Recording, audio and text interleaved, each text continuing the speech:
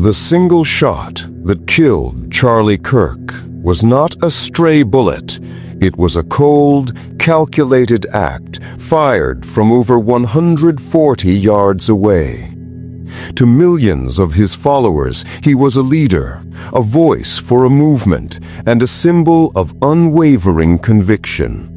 But somewhere in the tangled web of political rhetoric and online extremism lies a chilling secret, a reason for a crime that was not just an act of murder, but a declaration of war. The question isn't simply what happened on that day, but what it means for the very soul of a nation. The morning of September 10th dawned bright and clear over Orem, Utah. A chartered plane carrying Charlie Kirk and his team touched down, a routine arrival for a man accustomed to travel. On the grounds of Utah Valley University, the mood was one of peaceful anticipation. Families and students gathered in the sun-drenched amphitheater for the first stop of Kirk's American comeback tour. They were unaware that the clear day would soon be shattered by the sudden, jarring sound of a single, deafening gunshot, a noise that would transform a routine political rally into a historic crime scene.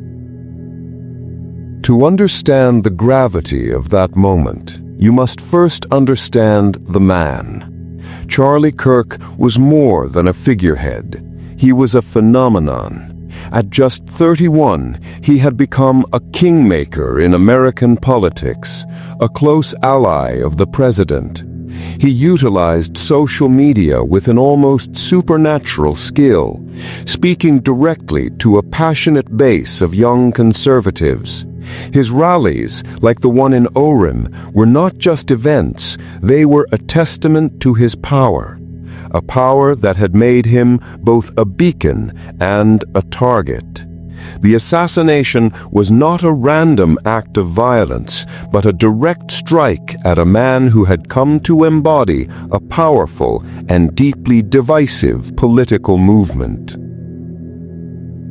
A sense of foreboding hung over the campus long before the shot was fired. Petitions to cancel the event had failed. The university, citing its free speech policies, allowed Kirk's American comeback tour to proceed. In hindsight, the security, 6 officers, and a private detail for a crowd of 3,000 appears catastrophically insufficient.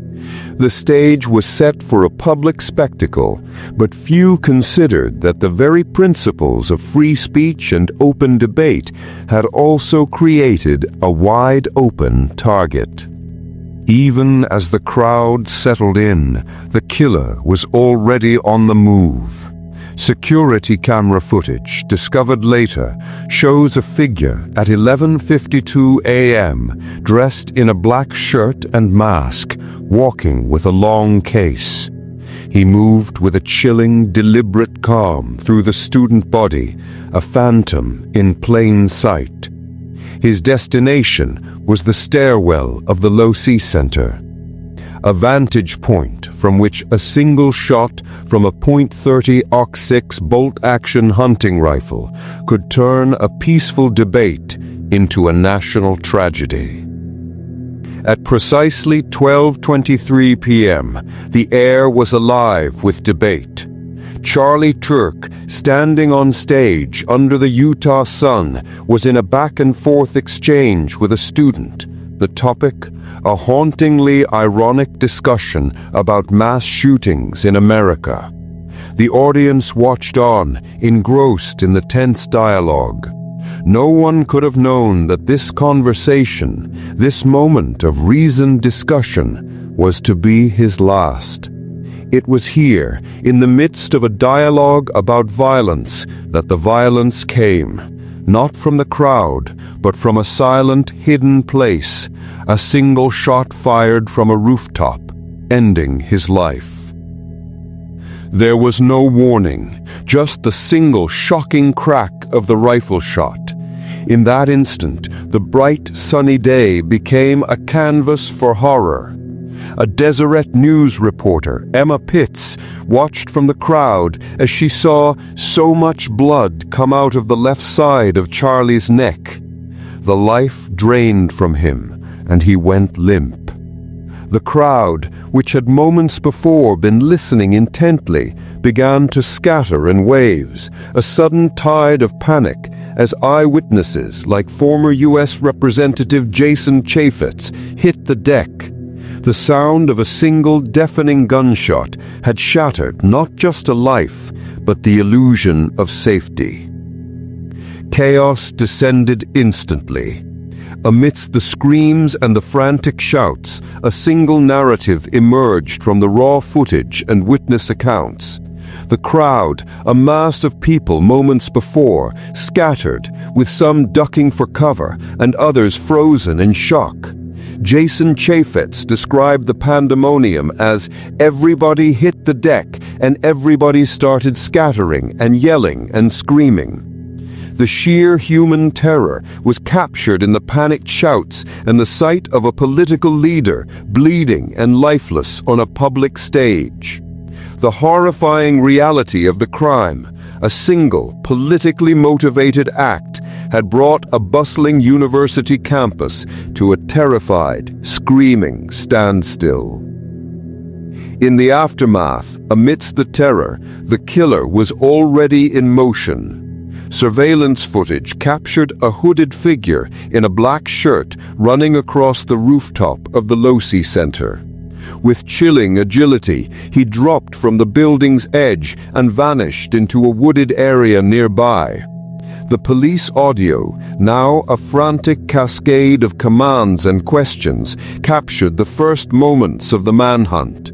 But what the killer didn't know was that in his haste, he had left a trail of clues, palm prints and forearm smudges on the rooftop's edge, and on the ground, a single footprint revealing he was wearing Converse tennis shoes. Almost immediately, a second wave of confusion swept the nation. From the moment the first sirens blared, officials began to release and then retract crucial information. In the first chaotic hours, the local Orem police and even FBI Director Kash Patel announced that a suspect was in custody. But as a graphic on the screen would show, those statements were quickly walked back. A man arrested on campus had falsely claimed responsibility and was later released. This informational void was instantly filled by speculation and political accusations, highlighting a fundamental flaw in the modern age. When facts are scarce, ideologies rush in to take their place. But if the official narrative was murky, the one being created online was stark and uncompromising. Within minutes of the shooting, graphic, user-recorded videos of Charlie Kirk's final moments were everywhere. They were raw, uncut, and horrifyingly visceral. This was not a televised news report. This was a public assassination broadcast live and uncensored to a global audience. The viral spread of this digital evidence forced platforms to add warnings and age restrictions. But for millions, the image was already seared into their minds. A new and terrifying precedent for political violence in the digital age. The chaos extended beyond the digital world. In the frantic hours that followed, a man named George Zinn was arrested on campus after claiming to be the shooter. His arrest sent shockwaves, but authorities quickly realized he had a history of mental health struggles and public disruptions. He was released after a brief interrogation. This false lead was a critical moment in the investigation, a stark reminder of how easily a tragedy can be hijacked by those seeking attention, adding another layer of noise to an already deafening national moment. Despite the false lead, the real hunt was just beginning. At a press conference, federal agents revealed what they knew about the true perpetrator. The information was scarce, but they were not without clues. The FBI released photos of a person of interest, a single figure captured on surveillance footage. This was a crucial moment for the investigation, but officials were candid about their struggle, revealing that their advanced facial recognition software had failed to identify the man. The case was no longer a matter for technology alone. It was a desperate plea to the public. But what the police didn't know was what the killer had left behind, a crucial and bizarre message. In a wooded area where the suspect fled, investigators recovered the rifle, a .30-06 bolt-action hunting rifle. This was an unusual choice for an assassination, a weapon of premeditation that spoke to a knowledge of long-range precision. But the most unsettling discovery were the bullets themselves, with their bizarre, meme-inscribed casings. The rifle was not merely a tool for violence. It was a physical manifestation of an ideology, a silent scream of a divided nation, begging the question, had America finally reached the point of no return? For the forensic team, the rifle was a major discovery. But the true heart of the investigation lay in the bizarre artifacts found with it, the bullets.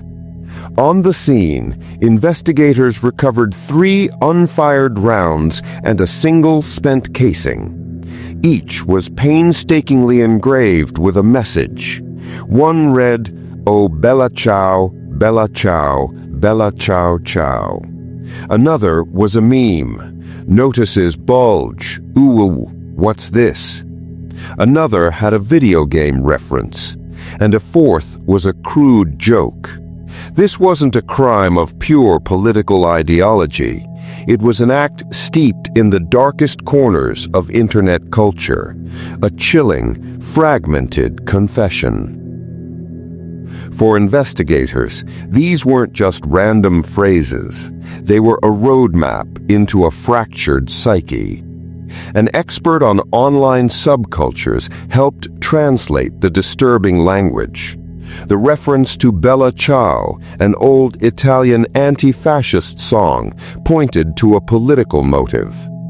A gaming code, up, right, down, down, down, down, from the game Helldivers 2, suggested a dark sense of humor.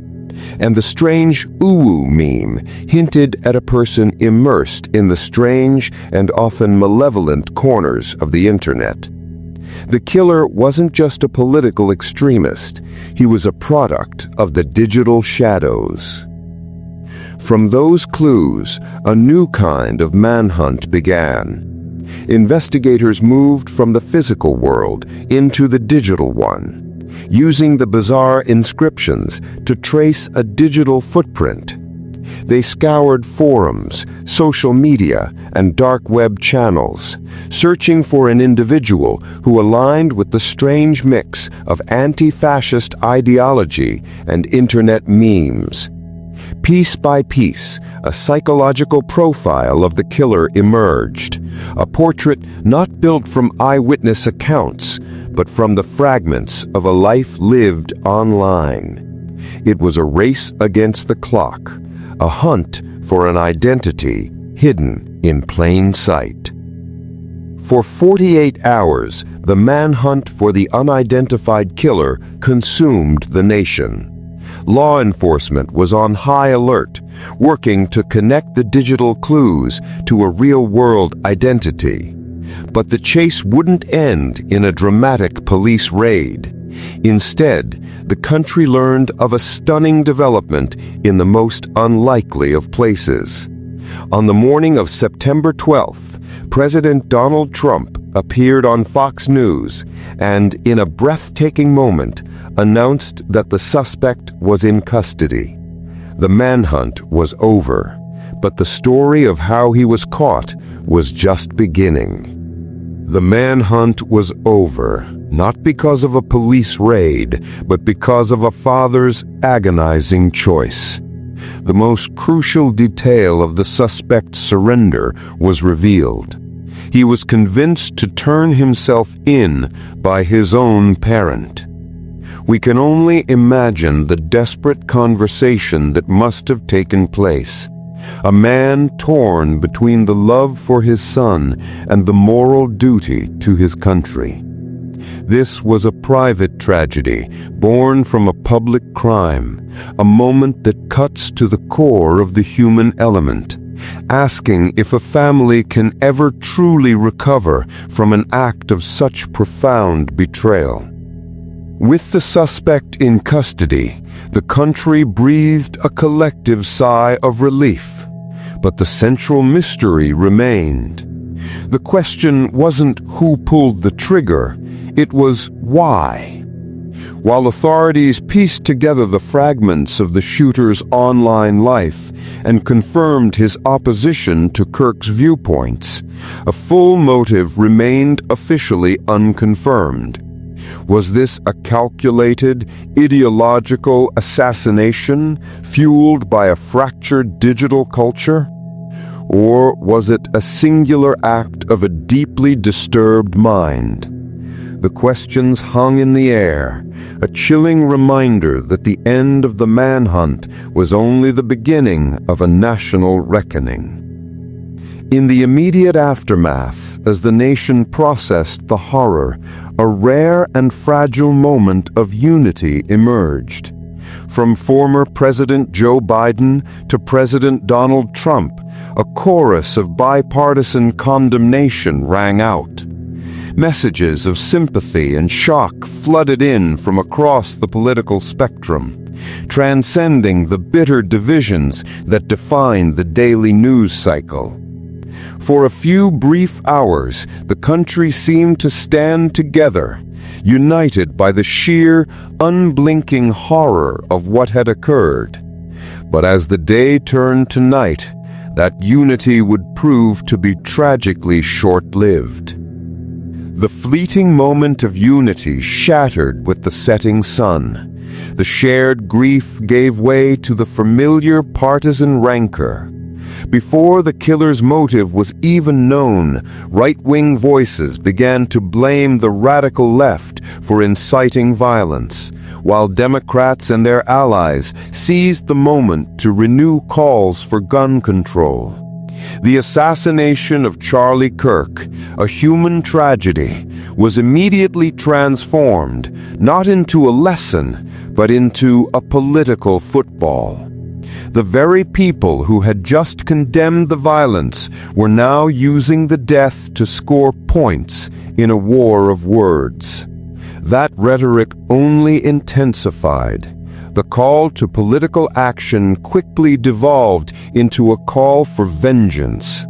Fox News host Jesse Waters, speaking to millions of viewers, declared they are at war with us and promised to avenge Charlie's death. Online, a prominent account known as Libs of TikTok posted a simple, chilling message in all caps: "This is war." In a country already on edge, these voices used a human tragedy not to mourn, but to incite a fire. The assassination was now being used as a recruiting tool for the very violence it had wrought. While online rhetoric fanned the flames, the political establishment also made a profound statement. In an act with no modern precedent, President Donald Trump ordered all flags to be flown at half-staff in Charlie Kirk's honor. For a private citizen, even a highly influential one, to be given such a presidential honor was a monumental gesture. To his followers, it was the ultimate confirmation of his place in history, not just as a political leader, but as a martyr for the cause, and a symbol of the war they were being told was coming. Beyond the flags and the political rhetoric, a family was grieving. The documentary turns away from the public spectacle to the private pain of Charlie Kirk's wife, Erica, and those who knew him best. For them, the loss was not of a political symbol, but of a husband, a son, and a friend. In the midst of the national debate, it is easy to forget the human cost, the profound silence left behind when a life ends. Before the story turns to the legacy of his death, we must pause to remember the life that was so violently taken. In a solemn ceremony, the private grief was made public. On September 11th, a day after the shooting, Charlie Kirk's casket was carefully loaded onto Air Force Two, the very plane reserved for the Vice President of the United States. This was a gesture of profound symbolic weight. A political activist, not a government official, was being honored with the full might of the state. It was a rare and powerful statement, a final act of respect that not only solidified Kirk's place in history, but also signaled to the world that his death was more than a crime. It was a wound felt at the very highest levels of power. With the suspect now in custody, the case moved from the streets to the courtroom. A legal expert explains the complex process to come, the interviews, the evidence, and the painstaking construction of a prosecution's argument. But as the investigation continued, a haunting reality lingered. While the who was a matter of public record, the full truth behind the why might never be fully known. Was the assassination the product of a singular deranged mind, or the terrible, inevitable result of a country that had finally reached the breaking point? The jury may reach a verdict, but for a nation so deeply divided, the question remains. Even after the manhunt and the casket's somber journey, the final chapter of this story remains unwritten. The death of Charlie Kirk was not the end of a tragedy, but the beginning of a profound question for the nation. On one side of a split screen, we see the life of a young man who built an empire of influence on conviction and digital strategy. On the other, we see the chilling escalation of political violence that followed his death. The threats, the calls for vengeance, the normalization of a brutal cycle. The legacy of Charlie Kirk is not just about who he was, but about what he became in death, a powerful and divisive symbol of an America that has turned on itself. The manhunt is over. The verdict will come and the headlines will fade. But the lingering question, the one that hangs heavy in the air, remains. Was the single, deafening gunshot that ended Charlie Kirk's life the beginning of a new, terrifying era? The engraved bullets were a clue not just to a crime, but to a sickness in the national soul. And as the screen fades to black, a final haunting message appears. The answer to the lingering question is not one we can ignore, because the death of a nation begins not with a shot, but with a whisper.